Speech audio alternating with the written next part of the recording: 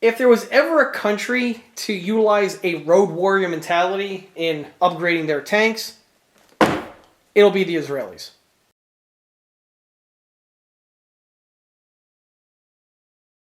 Hey everyone, this is John from EastCoastArmory.com, and I'm here today with a model showcase video for this 1/35th scale Israeli Tiran 5 main battle tank. The model in this video was built for my own personal collection and is not for sale and or purchase. However, like I often mention in these build videos, I frequently take on commission build projects from models ranging between 1/35th scale and 1/6 scale. For availability and pricing information, that information would be best by contacting me through the email address listed below, which is info@EastCoastArmory.com. This model here is, for all intensive purposes, built out of the box. I did go ahead and add a couple details here and there, which of course I'll be going over in this video.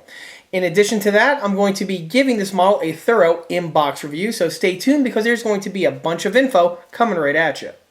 To kick this video off, let's go ahead and take a quick walk around this model. And this vehicle here is the Israeli Tiran 5 main battle tank.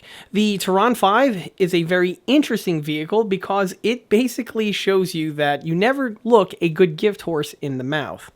The Tiran 5, of course, is, or I should say originally started off as a Russian T-54 or a T-55, and as anyone who's into tanks will tell you, this was the main battle tank that was used by the Soviets during the immediate post-war time frame. The T-54 and 55 were pretty much the AK-47 of tanks and was relegated as such. The Soviets made a ginormous number of them, and a large number of them were then issued out to friendly Allied countries, some of which being in the Middle East. One of the more notable recipients of this vehicle were the Egyptians, who had them in service just around the time of the Six-Day War, when Israel went ahead and did a preemptive attack on many of its Arab countries, catching them with their pants down and scoring a massive victory. Well, along with that victory came a wide stockpile of captured enemy equipment, and Israel captured a large number of the Soviet T-54 and T-55 tanks, amongst many other things. And of course, the Israelis are really smart, knowing that it's never a good idea to throw away some perfectly usable equipment, so they went ahead and just incorporated the captured vehicles into their own armored core. These vehicles originally would have been exactly left untouched and were in the original Soviet configuration when this change, or I should say this adoption, occurred. These vehicles, when they were adopted in Israeli service, had the name changed to Tiran. The original Tiran 1 and 2 vehicles were again just the original T-54 or T-55 left in its original configuration, and the vehicles were in service for a little while in this format. However, at some point, it dawned on the Israelis to take these vehicles and make them more of their own and allow them to better fit within the Israeli military structure. What I mean by this is, of course, the Israeli Armored Corps were made up of either M60, M48 pattern vehicles, or the British Centurion. These vehicles had a much different system compared to the Russian counterparts in terms of armament and fire control systems. Well, what the Israelis went ahead and did was they basically kludged as many of those Western technologies into the T-54 platform as possible. The final end result of this was the Tiran 5. Some of the changes that the Israelis did not make to the vehicle involve pretty much the armor protection and also the tank's automotive aspect.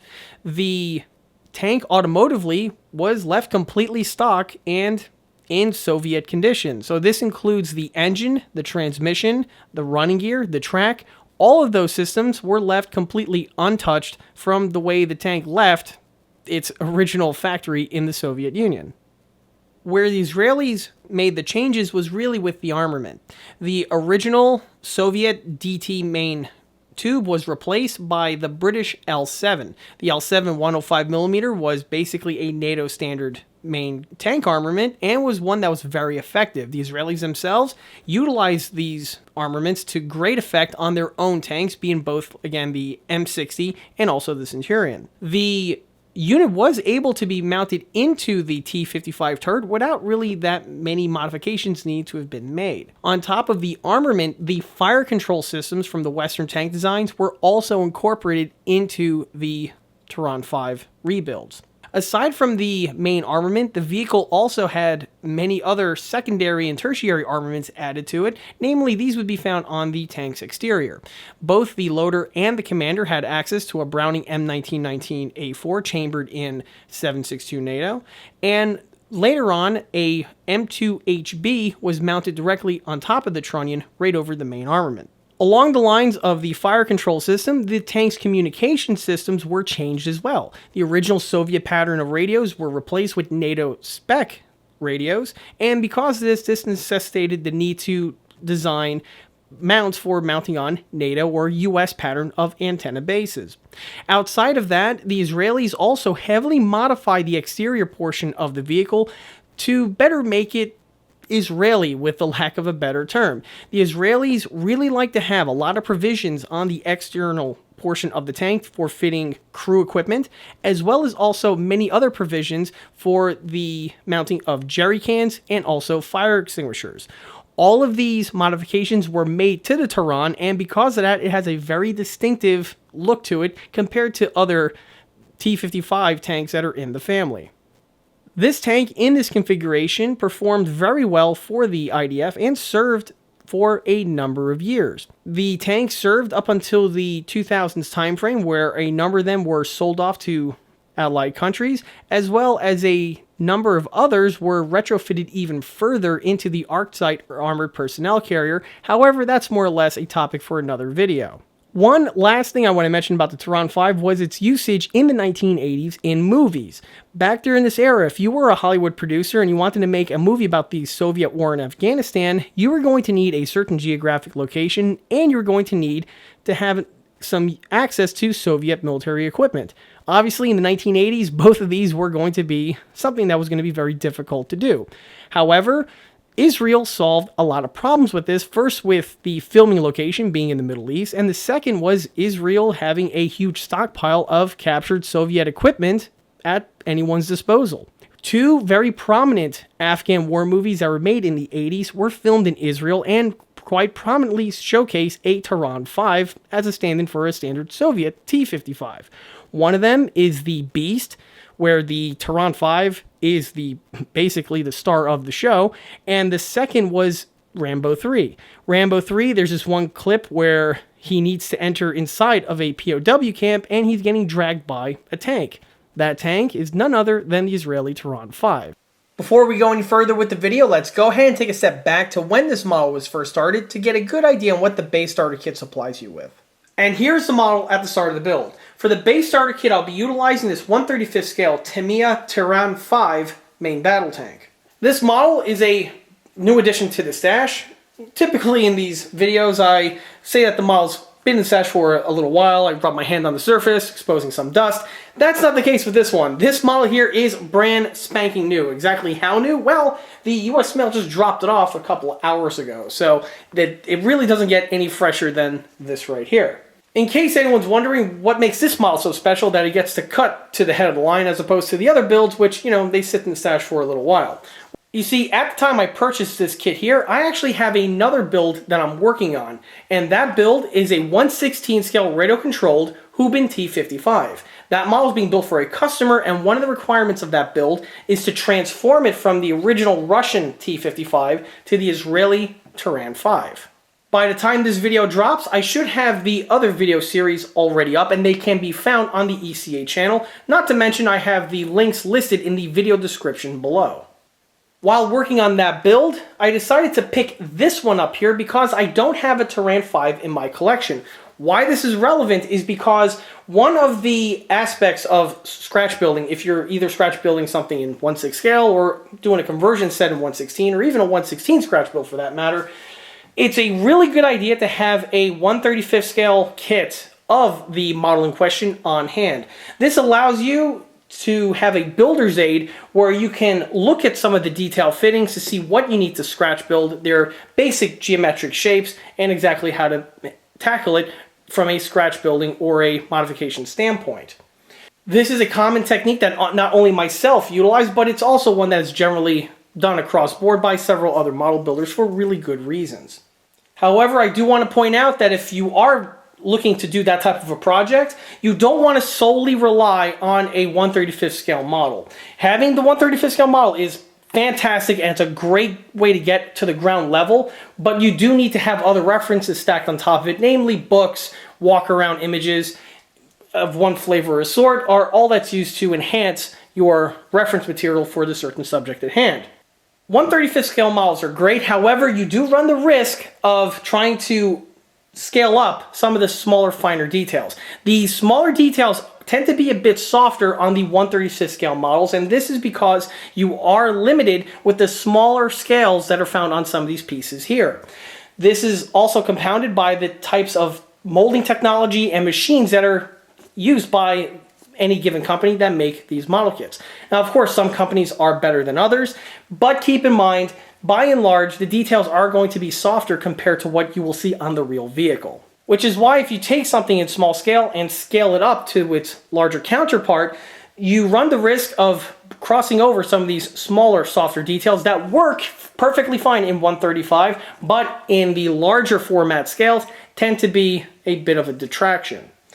This is done by several aftermarket part companies out there, but it's also done by some of the major companies. For instance, Henlong and Tagen, both of their M4A3 Shermans have their roots with the Tamiya 1/35th scale kit and is clearly visible. If you've seen any of my 1/16 videos, you'll know what I'm talking about.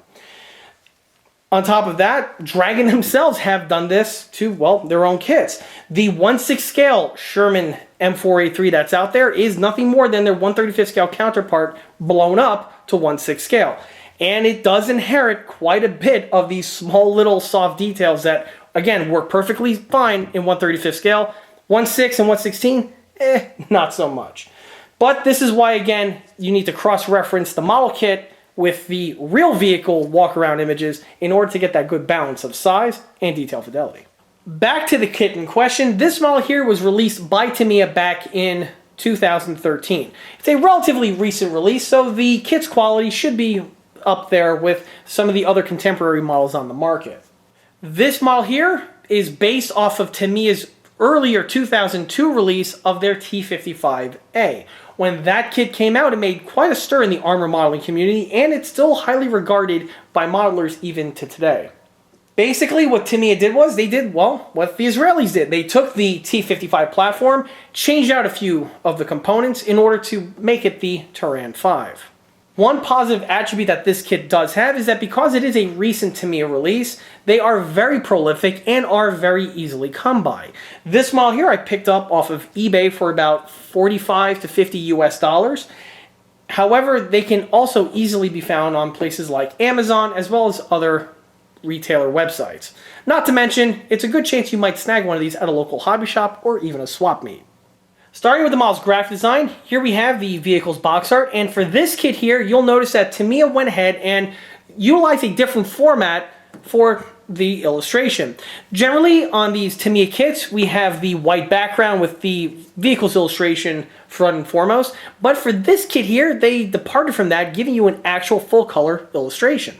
It's not exactly the norm for Tamiya to go with this format, but it's not like they haven't done it in the past. Of course, outside of the vintage kits from the 1970s with the two-way wire remote that have that, those very beautiful box arts on them, Tamiya have at times released batches of kits where they change up the box art, and generally those kits are something like you would see here, where they take existing tooling, change it up a little bit, and they would create a fancier box art for it. Namely, in the 1980s, this was done with vehicles like their M4A3E2 Jumbo, the later pattern Japanese Type 97, as well as the T3476 with the CHTZ turret, as well as their T3485, to name a few. However, aside from those notable examples, generally throughout the years that came afterwards, Tamiya just went with their tried and true white background box arts. So seeing a model like this is actually pretty refreshing with this type of layout. As for the illustration itself, it's actually very nicely done, which is of course what generally we expect from Tamiya. Even their white background box art kits, the quality of the illustrations are always superb. Here you can see the Tiran 5. Note all of the details on the M2HB as well as the 1919s, as well as all the other subtle details found, like the hooks and little handles found on the gas tanks and the other fittings. Of course, the rubberized front fenders, track, suspension, everything exquisitely rendered. In the background, there's another Tiran 5 zipping through the desert. The composition is pretty simple, but it's also nicely executed. For the typography, we have the Rambo typeface, which Tamiya has used on several other builds in the past, as well as their other, I don't even know what font that is, but it's generally used on Tamiya tanks. Some verbiage written in Japanese, as well as the Tamiya logo right here in the corner. Side of the box, we have this type of format here. This is kit number 35328. Of course, it's part of their military miniatures line. If anyone's ever built the other Tamiya kits before, this type of layout should be familiar. On the side panel here, we have a equally nice illustration of a color palette of the vehicle. All the details as well as all the markings that you're going to get. Same information on the other side flap. And here we have a nice top profile shot. And they even give you a nice little painting guide, which oddly enough is one of the reasons why I purchased this kit, was to figure out exactly how to mix the color in order to get the Tiran 5. We also have some more verbiage written here in Japanese, as well as the main vehicle's typeface from before.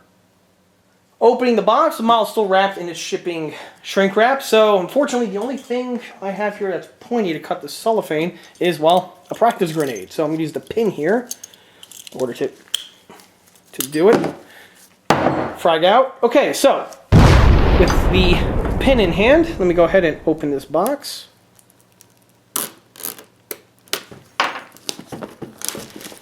The pin is actually a terrible cellophane opener, but it did the job nonetheless. Alright, now by the way, this is literally the first time I've seen this kit or any of the other Tamiya T55 pattern kits, so it's going to be a learning experience for all of us involved.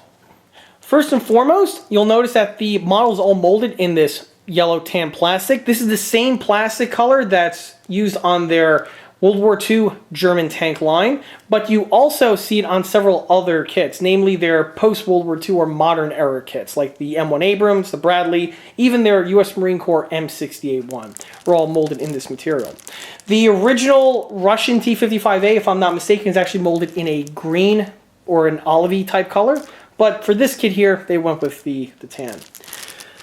Okay, aside from the plastic color, here you can see the model up close. Let me go ahead and pop this little baggie open so we don't have to worry about the cellophane flash getting in the way. I believe this one here is specifically for the Tiran 5 because of the Israeli pattern of mud flaps that we have here. The Russian ones are different in their shape and have more of a curved surface to them, and they don't have that little rubber tip on the front. So this looks to be a Tiran exclusive mold. Detailing looks very good. It's what we would expect from Tamiya. Very clean, but nicely detailed. We have some welds in these sections over here. Some rivets found along these portions, which by the way is going to help me incredibly when I build the 116 one. And we also have an Israeli license plate fixture right here in the front. Okay. From the upper hull, we have here a little bag of rubber poly caps, which is basically part and parcel for a Tamiya kit, along with a little bit of mesh and some nylon string, obviously for the tow cables. This runner here gives us the suspension and the running gear. These parts here, I believe, are 2002 molds lifted from their T55A, which, as you can see, look the part and should do the job very well. The rubber tires here have their little slits found on them, which is a feature generally found on the T55 and T54 family. Note the detailing here of the sprocket, very nicely molded. Again, it's what we would expect from a Tamiya kit. Here's the lower hull. Because this vehicle was released by Tamiya in the early 2000s time frame, there are no provisions whatsoever for motorization. These kits here were designed from the ground up to be exclusively static. Here you have the lower hull. Note they molded in all of the nice detailing found on this plate here. These post-war Russian tanks had this really unique feature on their lower hulls where it used a lot of stampings. And this is also seen on the T-72 as well as the T-62. But all of the rigidity bulges are there, access panels, escape hatch, all present. Very nice tooling found on this part indeed. Digging down deeper now brings us to the turret. And originally I thought that this turret was basically the 2002 release kit, but just recycled. And I could not be any more incorrect. This run here is for the Tiran 5. First and foremost, let's get that camera zoomed in so you can see that cast texturing. In fact, I'll do one better. Let me take it out of the bag like I did the other one. There we go.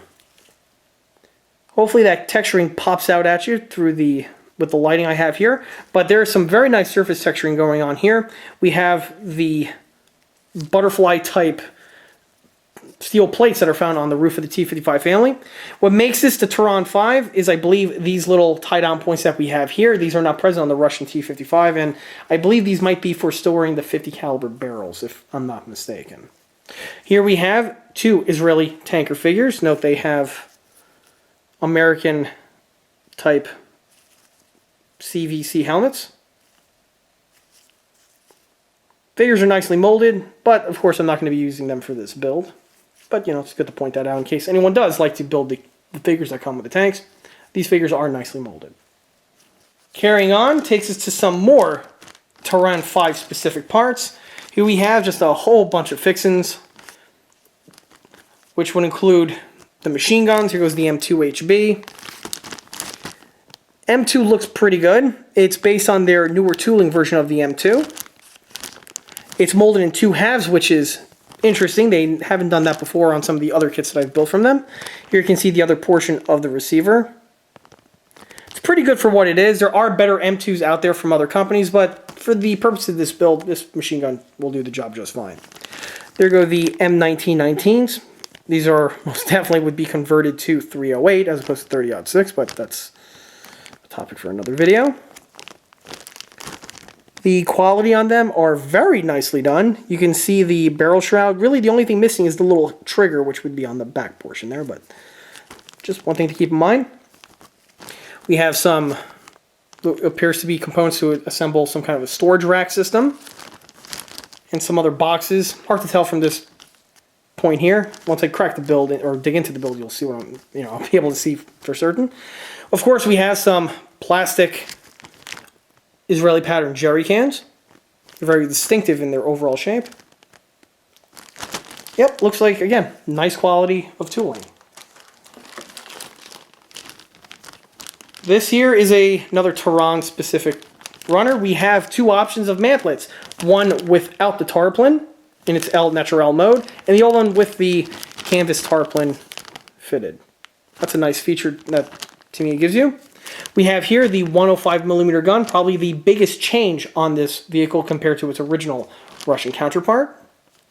It's a 2-half barrel assembly, which is what we generally expect and see on the majority of model kit or tank model kits that are out there. Some kit companies have been going to a single piece barrel, but double piece barrels are still, plenty prolific. Some more turret bin features, the searchlight. Or I think this is the IR light, if I'm not mistaken. But, yep, good quality all around. Bottom of the box, back to old school T-55 specific parts, namely the engine deck, those really cool fuel cells that are located on the fenders, and an original Russian tanker, which is cool. And that's it for the plastic parts. Here we have a runner, obviously water slide decals with the typical blue paper. These decals, I have no doubt, are probably excellent quality and should give me problem-free results. Again, which is what we typically see with Tamiya, but I don't want to go ahead and get too ahead of myself now on that one. We'll see as the build progresses. Of course, Tamiya kit has the Galaxy Brain of single-piece vinyl tracks. These tracks are their updated tooling versions. And what I mean by update is not like the older tooling from the 80s. These ones here made with modern tools from the 2000s time frame. They have some really nice detailing on them. You can see the face detailing here. Interior detailing have their inner hinge sections present. I'm not seeing any other deformalities, like any other large injection marks, or I should say injection pins that are located on the teeth themselves. This is something you generally see on older school Tamiya kits. Not a complaint, just snip them off with a clean cut and you're good to go. But just one thing to look out for. The newer generation kits have their runners, or I should say the tracks on this runner that we have here, which actually is great because it makes it easier to paint, but it's neither here nor there. Needless to say, these tracks will be used on this model. This is new. Just a little pamphlet here with just some ideas on how to build models, which is great. Great if you're a beginner. Of course, it just reeks Japanesey with all of these really cool little anime characters that they have. It's one of the best parts about, by the way, these Japanese kits. Just the little things like that. Always appreciated. Very bottom of the box, we have here some more literature. This looks like a cool little background pamphlet on the Tiran 5. This is fantastic. I could read up on the vehicle. To me, I have done this on a few other kits in the past, but again, it's a really nice gesture to see on their kits. And then finally, the main assembly instructions. No little caricature on, they're telling you to follow the instructions, but regardless, the instructions themselves are classic Tamiya, which means they're probably going to be really good. Excellent quality of CAD illustrations, very clear, concise. Basically, everything you want in a set of instructions you have here.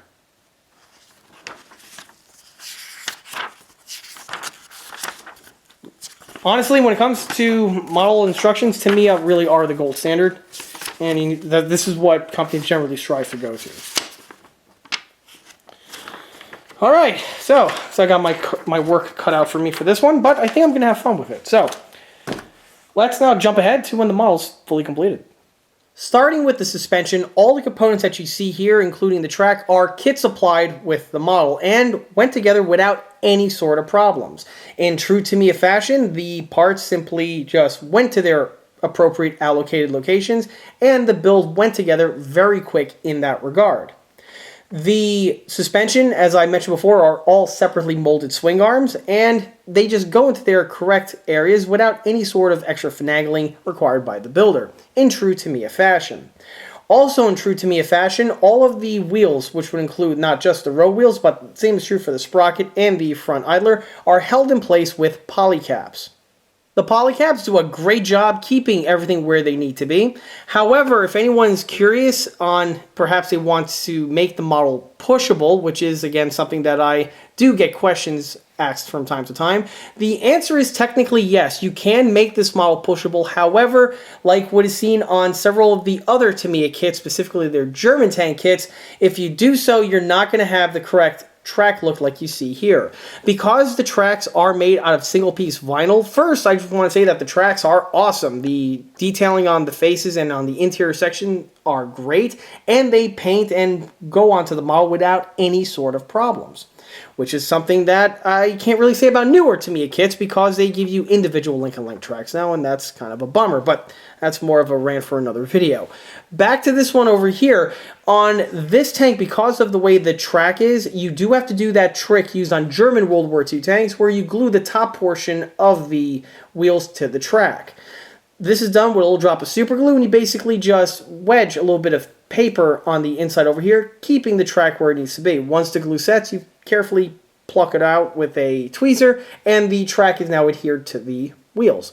This gives the look of the sagging track like you see, which is of course a hallmark found on the T55 family.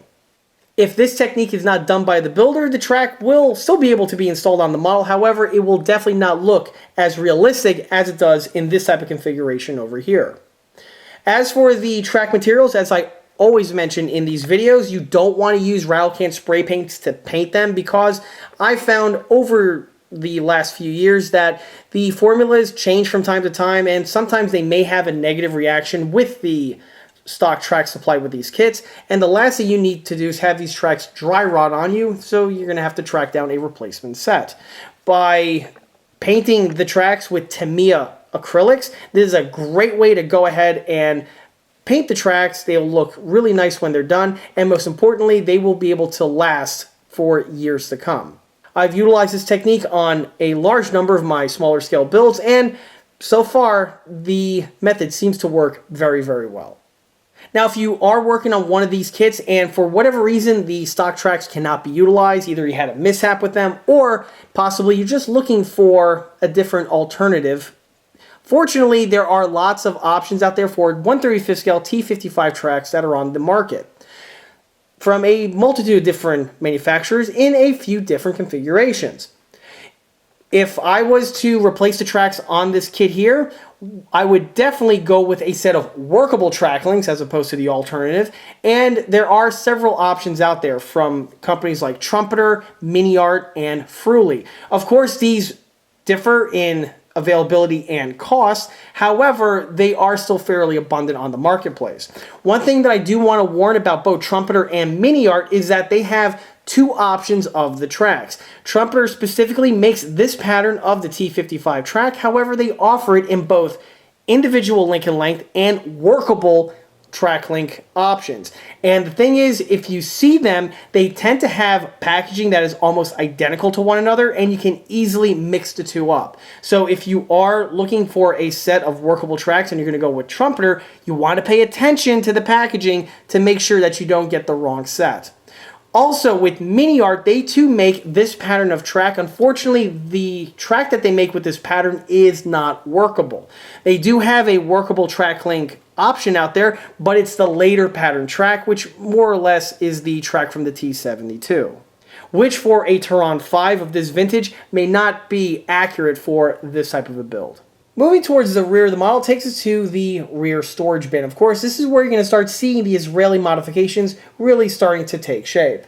If anyone is a fan of the channel and you've seen my 1/16 scale Tiran 5, first, thank you again. And if you have, a lot of this is going to be, retreading old ground because, well, I've had to scratch build all of these details in the 1/16 scale. But of course, this was the model here that really helped me do that. So the Tamiya pieces are very nicely detailed. One mod that I recommend is with a pin vise and with a really small Dremel bit to drill out the little drainage holes that are found right here on the bottom of the rack.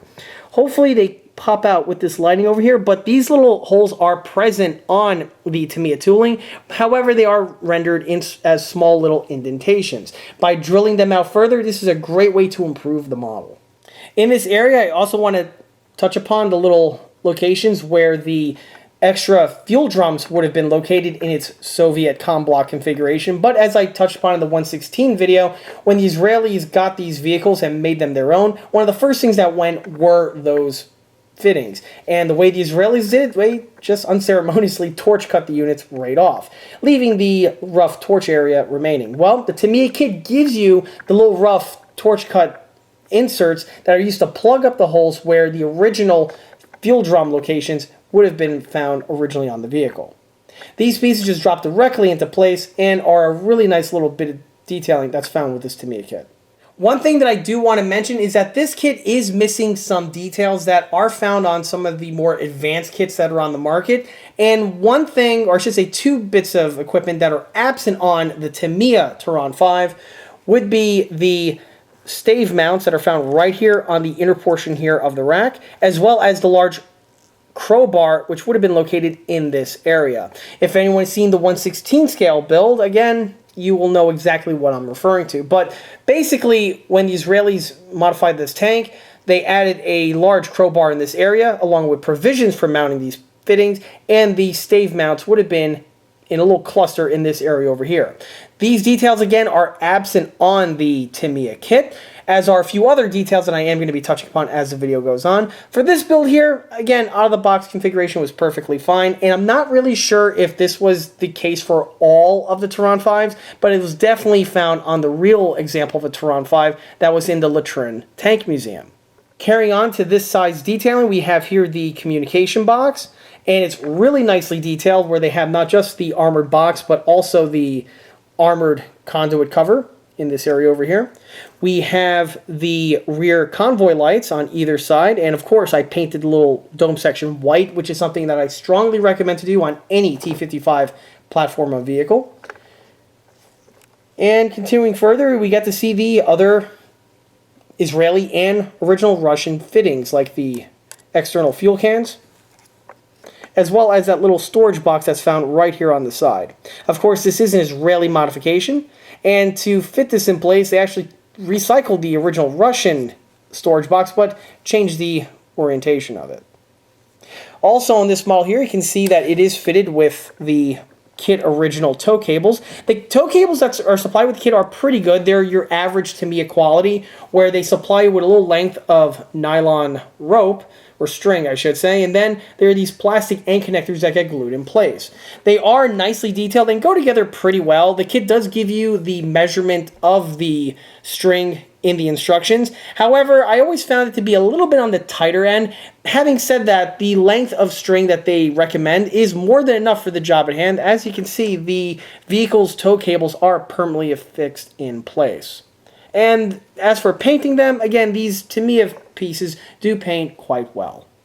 On the tow cables themselves, you'll see that the tow eyes themselves I left in the original Russian green, just to add a little bit of extra color to the model. On the opposite side of the model takes to the other side Tinwork detail, starting with this large armored box that we have here. This is an Israeli modification, and is one that's really nicely rendered by Tamiya.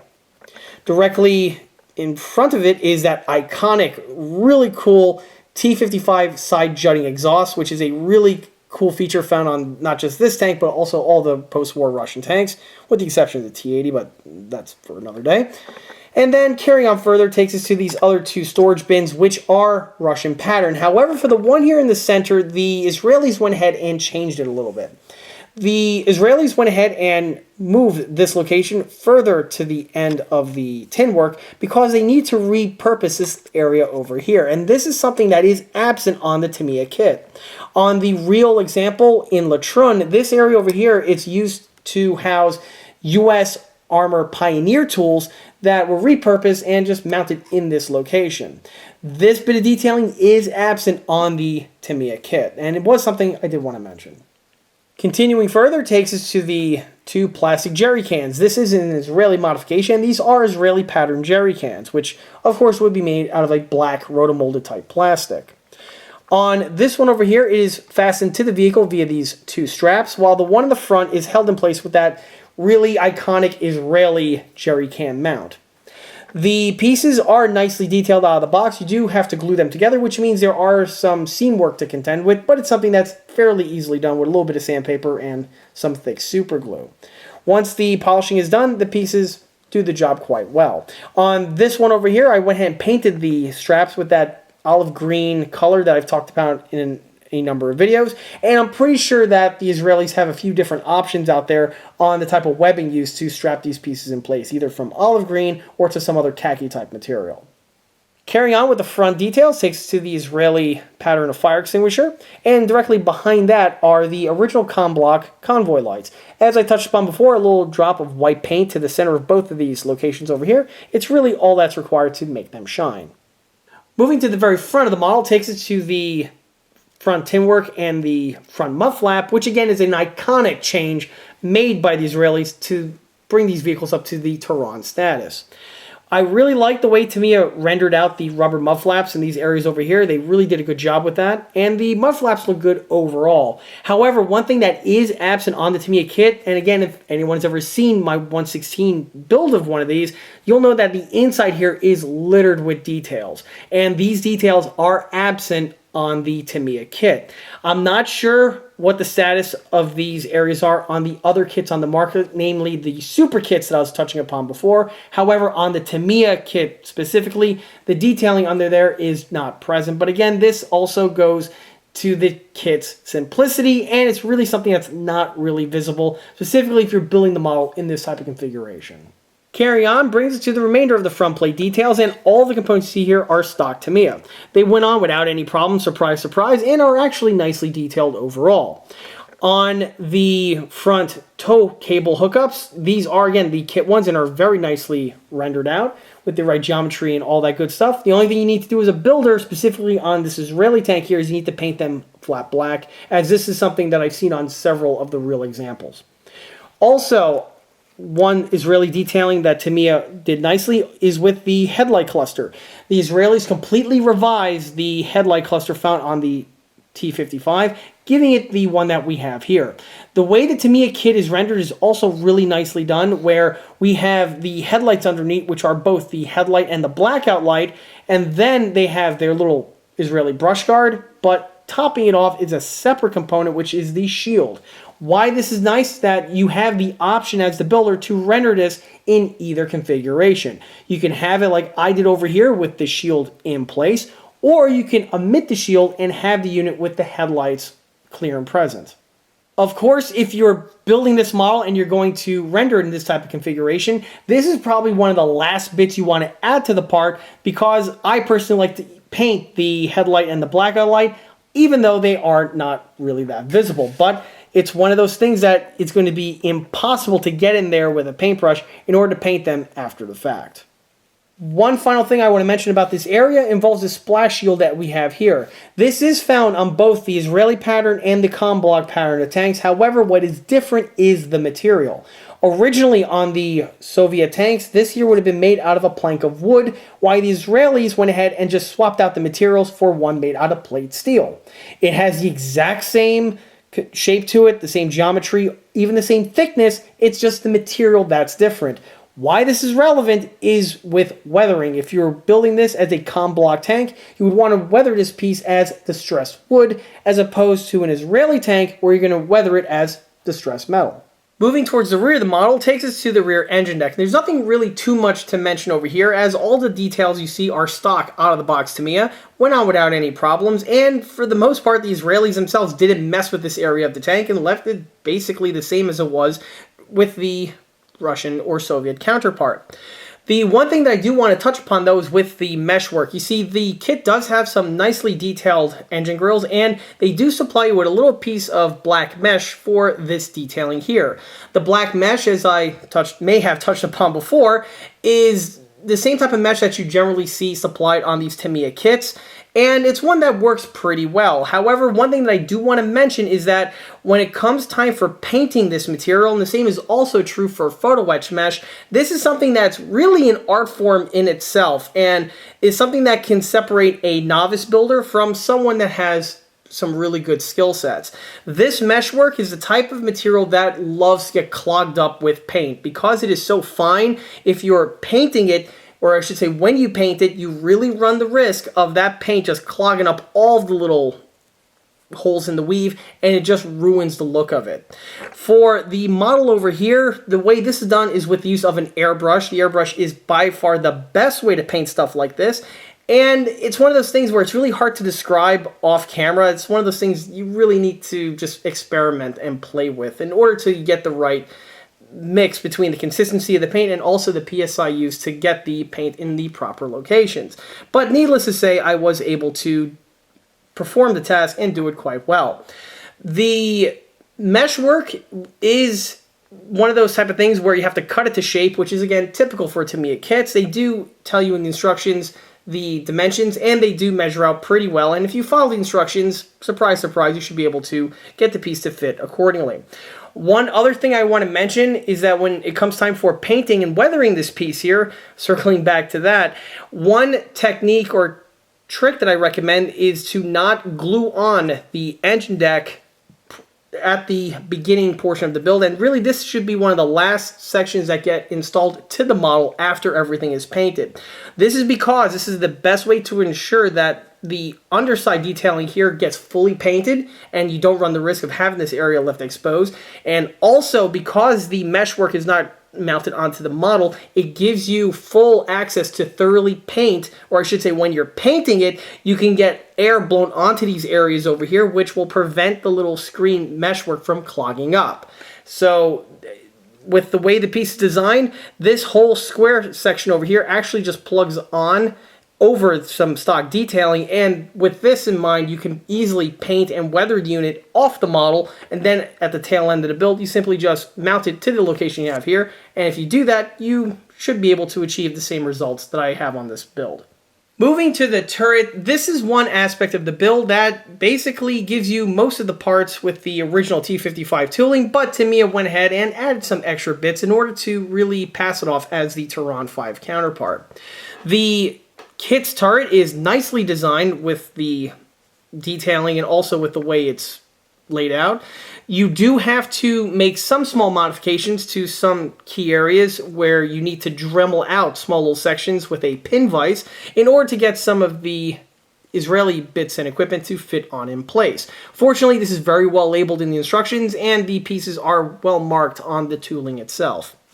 On the mantlet area, the kit does give you the option to render this model in one of two configurations. You have this version here with the cloth tarpaulin rendered, or you can make it tarpaulinless, and if you do that, the unit will have the added benefit of having the piece go up and down. So if you want to have the barrel elevate, you render it tarpaulinless, but for this build here, as you can see, I went ahead and rendered it with the tarpaulin in place. Generally, more often than not, the Tiran 5, basically most or all the T55s out there, when you see them in service, generally it's with the tarpaulin. Moving back towards the fittings on the turret, as I've mentioned in the other Tiran 5 video, the turret is just jam-packed with as much stuff on it as possible, and it gets cluttered up really quickly. Fortunately, the Tamiya kit is so well engineered that there aren't any sort of fit problems with any of the components, and the pieces go on in their appropriate locations without any sort of problems. Again, quite customary for a Tamiya kit. And if I spin the turret around a little bit, you'll definitely see what I mean by having as much stuff found on the side portions of the turret as possible. The details, again, are nicely rendered for the scale that they are in and also for the relative ease that they go together. The jerry cans, as you can see, have their mounts integrally molded on. I'm not sure if other kits out there do the jerry cans in this format or if they are an actual separate bit of tooling, but this is something that is found on the Tamiya counterpart. The antenna bases are also really nicely rendered, and what's nice is the kit gives you the antenna bases in these two configurations. Now, there aren't options. It's not like you could have, you know, different type of configurations for the antenna, but it's nice that they rendered it in this format. On this antenna over here, we have the post-war spring type antenna base, while on this side here, we have that all rubber antenna base. The names elude me at the moment, which is funny because I actually make them in 1.6 and in 1.16. But for the purposes of this video, I actually have the ID of both of these antennas listed right here in the bottom corner. The antennas themselves, again, are nicely rendered. But one thing to point out is that if you are building not just this kit, but any sort of vehicle that has these type of antenna bases, this version over here, the bottom portion is actually made out of plastic, while the center portion is actually made out of rubber. When you're painting the piece, be sure to render it in that type of a format. With the spring antenna base over here, you can see that I went ahead and painted the entire antenna base with a olive green type coloring, which is something that would be commonly seen on these type of antenna bases. Also, by rendering them in this type of format, this gives it a little bit extra pop to the model as opposed to just leaving everything painted with the Israeli coloring. And of course, something like this would not be uncommon to see in person. Directly next to the antenna base is the rear convoy light. Just like with the other ones, I went ahead and painted the little dome section white for the same reasons that I've already touched upon. Carrying on with the remainder of the turret details, we have here the large bin found on the side of the Tiran. I like the way it stands off from the side of the turret armor as it would on the real vehicle. We also have here provisions for mounting on spare track links. Again, this is all stock with the Tamiya kit. And the searchlight is also nicely rendered. One thing you'll see that I added a bit of gloss coat here to the black infrared searchlight, and so it has a nice little sheen to it. On this side of the turret, we have here the mortar. The mortar, I believe, is used just for smoke grenades, or it's used to mark things. This is a common bit of equipment found on lots of Israeli tanks, specifically ones from the 1960s time frame and onward. The mortar itself is nicely rendered. the section is closed off, but keep in mind the real mortar actually has a rubber cover on it, and in order to simply make this piece pop, all you gotta do is paint it with a different type of black, or I should say a different shade of black or a dark gray compared to whatever is used to paint the remainder of the mortar. Of course, the little mount that we have here is part of the tank, so you want to paint it in that configuration. Moving to the top turret details, we have the US Sherman pattern of vane sight. We also have here these little stave mounts, which I believe are for the M2 50 caliber barrels that are spare, and you could tie them into the section over here. I presume that's what they're for, but I may or may not be mistaken on that. Also, one thing that's really neat is that this turret here differs from the Soviet pattern with the configuration of the hatches. The commander's cupola hatch is standard, just, Russian T-55 pattern, but what's cool is the Israelis added this mount over here to secure on a Browning M1919. The hatch itself was made to be fully functional. This was something that didn't take all that much effort to do. I just basically, with a pin vise, drilled out these two hinge sections and added a metal pin.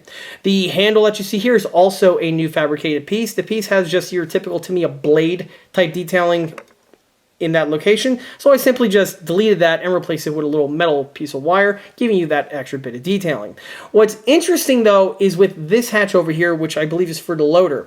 On the original T-55, there is another type of a mount which looks similar to this one over here, but it's found in this location, and this mount on the Soviet pattern is actually where the DSHK would be mounted. Well, the Israelis just straight up didn't need that anymore, so on a number of their Tiran 5s, they went ahead and pitched the Russian pattern cupola and just basically mounted the hatch directly to the top portion of the turret. What's interesting to point out is that I've seen examples of Tiran 5s in both configurations where some kept the original Israeli, or I should say the original Soviet pattern of cupola, and others went with this option that we have here. For this Tamiya kit, however, they rendered it in this format. Of course, no Israeli tank would be complete unless it was absolutely bristling with MGs, and the Tiran 5 here is absolutely no exception, but the Tiran 5 does it in a much more aesthetic way by utilizing not one but two Browning M1919 A4s, not to mention the forward-mounted M2 HB, but I'll touch upon that in a second.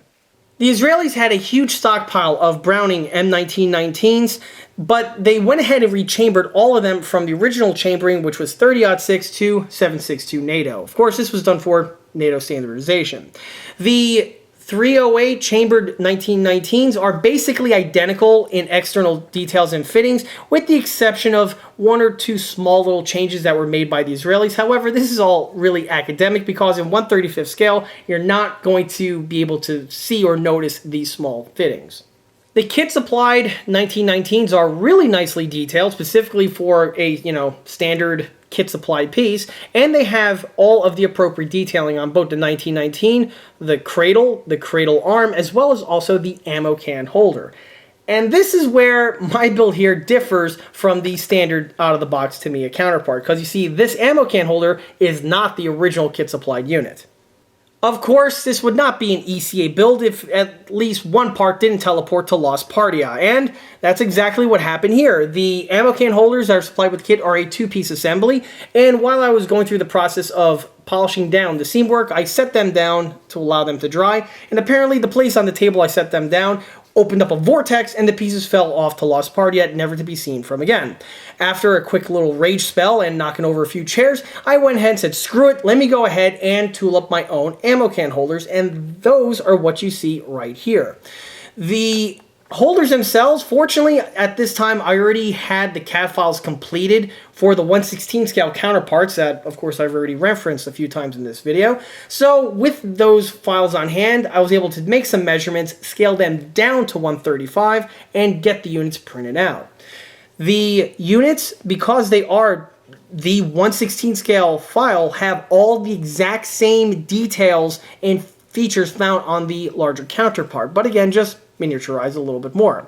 The pieces have better geometry compared to the stock Tamiya ones because of the extra research and development that I had into these parts.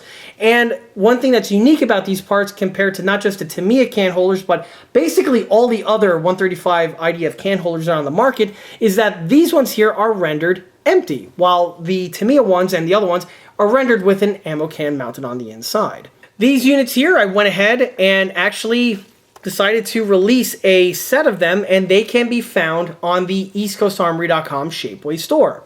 The pieces are sold in a set where you get a number of these units, and with one set, you have enough empty can holders to outfit about 5 tanks. Of course, these pieces being 1/35 scale are able to be used on just about any 1/35 scale Israeli tank on the market, be it a Merkava, a Tiran, or even a Shot or a Magach.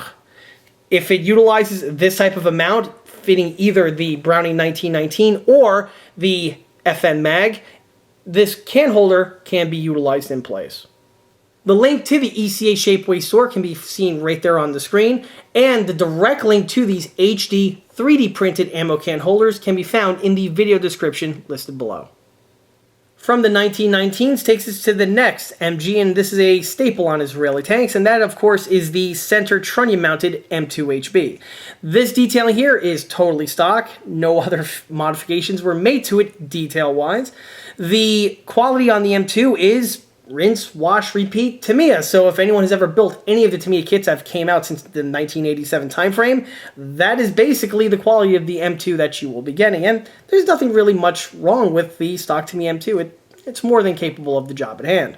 Of course, the grips and the charging handle were painted to replicate red Bakelite. Again, it's always a common trick that I do on these builds. You could also paint them in black, as black Bakelite was another common M2 grip coloring, but again, for my builds, I have a certain fondness for the red. It just makes it look a little bit better in my opinion. On the can holder itself, it has the can rendered in place, and it's rendered in the open position where we have an exposed belt. The belt is decently rendered. It's fairly basic with the type of details found here. The only thing to really add to spice it up, and again, this is something that a lot of people miss, is to properly paint the exposed rounds. On all of my builds that have exposed belts, this is how I generally do it.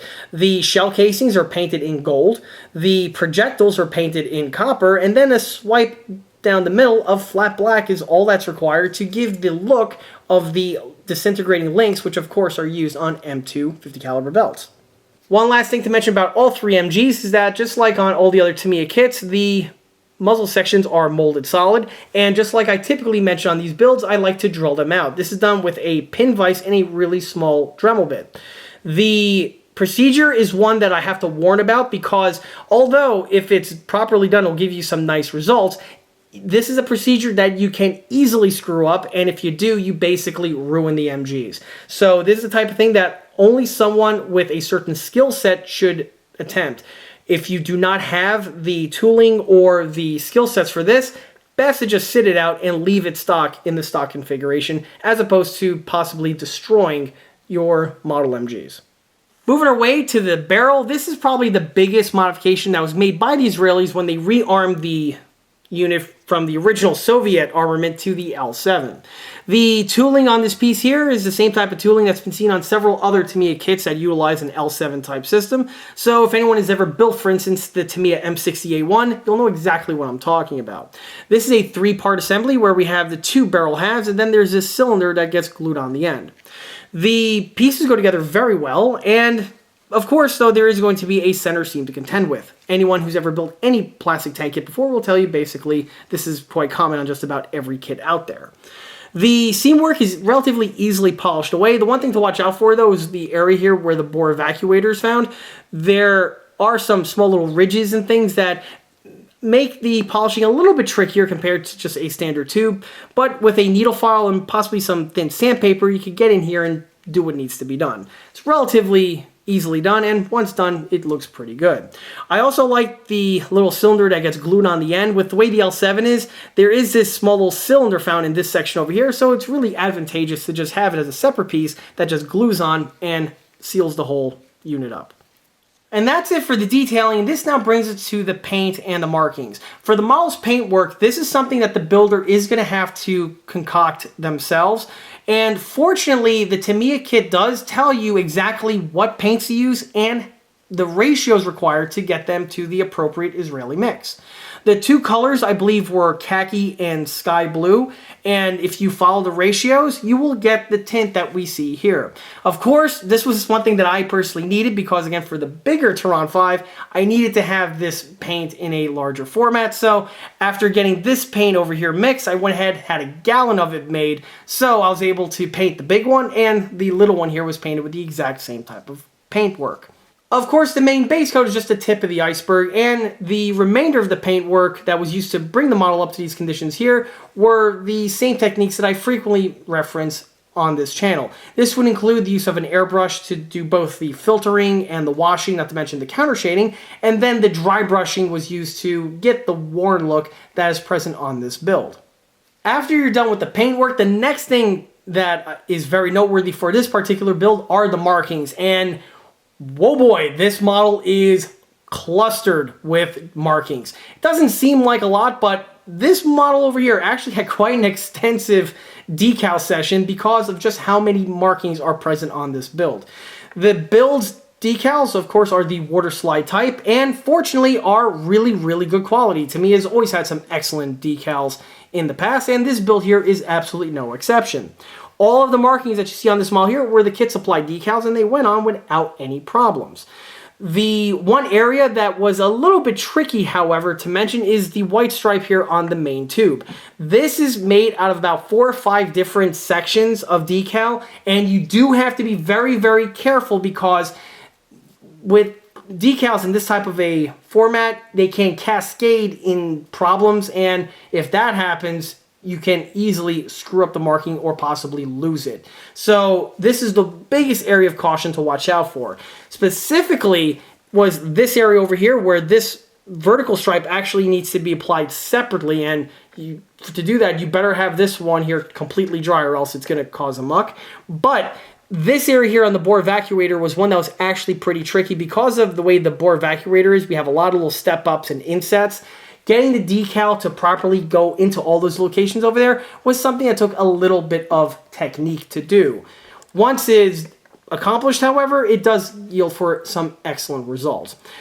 In addition to those decals, the other decals that are present are all of the little labels found on the fire extinguishers, and there's a ton of them, and they are very, very small. So again, you do have to take some extra care with the application of these because these are the type of things that can easily just move or blow away on you during the course of the decal session. So again, caution needs to be exhibited on those. But again, good news is that once they're on, they adhere on very, very well, and the decal quality themselves are excellent. The entire model, once the decals were completed, was completely painted over, or I should say varnished over with the VMS matte varnish, giving you the look that we have here. As you can see, there's no silvering or any other type of impurities found on the markings themselves, and once they are set in place, specifically with the varnish, there's nothing really much to be said. Overall, the decals on this kit are excellent. At the end of the day, I'm really happy in how this build turned out. The Tiran 5 is a very interesting vehicle, but it's one of those vehicles that have always been floating around the marketplace for the longest period of time, and for one reason or another, I never really crossed paths with one. So, finally able to snag one and build one and add it to my collection, it's one that definitely does feel long overdue. Which is actually a perfect point to pivot this into skill level and recommendation, because as I mentioned before, there have been, over the years, several options out there for the consumer on a Tiran 5 model kit. And some are more simplistic compared to others. Some are older tooling compared to, some newer tooling. And in my opinion, the Tamiya kit here bridges the gap very nicely, and it's really one that's smack right in the middle. This kit here is an excellent model in its own right. It has really good surface detailing on it. The kit isn't overly complicated and goes together very, very well. Compared to some of the older generation kits that came out before, like say from Trumpeter or Eshi, the Tamiya kit is definitely more advanced and does have better detailing on it. However, compared to some of the other super kits on the market from, I believe, Tacom and maybe Mini Art, those ones, detail-wise, are superior to the Tamiya one, but with that also comes added complexity. If you're just looking for a simple out-of-the-box build where you can just build the model and be content with what the kit gives you, the Tamiya one here, in my opinion, is probably the best one for that. That being said, the other two options that I just mentioned are not to be discounted and have their own purpose and need in the marketplace. In fact, I wouldn't mind adding an example of either of those kits I just mentioned to my own collection. However, that's really best relegated for another video for another day. Turning back around to this model over here takes us to the skill level, and although Tamiya kits in general are widely regarded for being really easily assembled and models that are very forgiving, the Tiran 5 in particular isn't one that I can recommend to a beginner. This is because of several of the finely molded detail fittings that are found on the Israeli components, as well as the need for the builder to modify some of the components in order to get them to fit together. What I'm referring to is several of the pieces, as I mentioned before, that are just standard Russian T55 do need to have several small little holes drilled into them here or there in order to secure on the Israeli components. Although this may seem simple, if someone is a beginner who's never touched a plastic tank kit before, this is something that would definitely turn them off. So because of that, I can't recommend this to a beginner.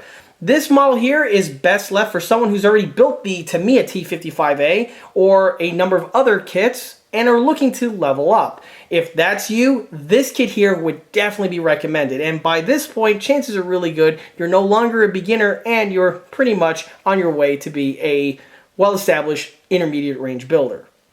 This kit here just oozes made for an intermediate builder compared to several of the other builds that I've done so far.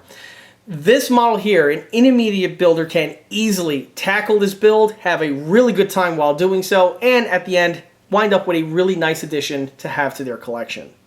An advanced builder can obviously tackle one of these builds too. However, people who tend to have a more advanced skill set tend to be looking for a model that is a little bit more challenging for them. And if that's the case, perhaps the Tamiya Tiran 5 over here might not necessarily be something that you're looking for.